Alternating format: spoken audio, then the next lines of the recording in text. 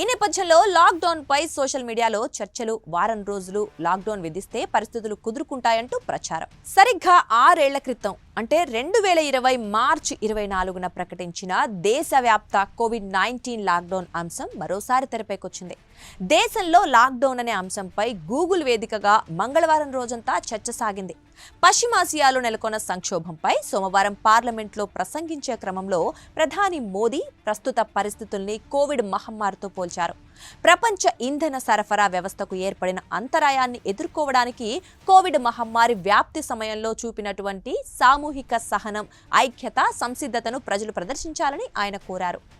ఇక అదే సమయంలో పౌరులు ఆందోళన చెందవద్దని, ప్రభుత్వ నిర్ణయాలను నమ్మాలని ప్రధాని కోరారు. దీంతో ఆయన వ్యాఖ్యలు కొత్త లాక్డౌన్కు సంకేతమని సోషల్ మీడియాలో తప్పుగా ప్రచారమైంది.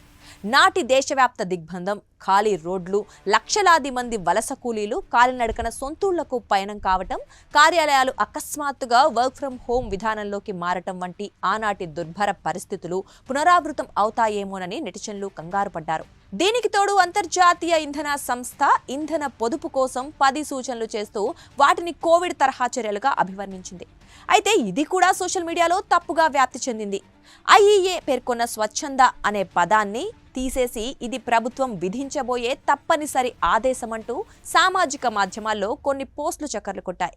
దీంతో ఇవన్నీ ప్రజల్లో నెలకొన్న ఆందోళనకు మరింత అగ్గిరాజేశాయి. నెట్టింట లాక్డౌన్ చర్చకు కారణమయ్యాయి. కాగా దేశంలో ప్రస్తుతం నెలకొన్న పరిస్థితులకు లాక్డౌనే సమాధానం అంటూ మరికొందరు వాదిస్తున్నారు.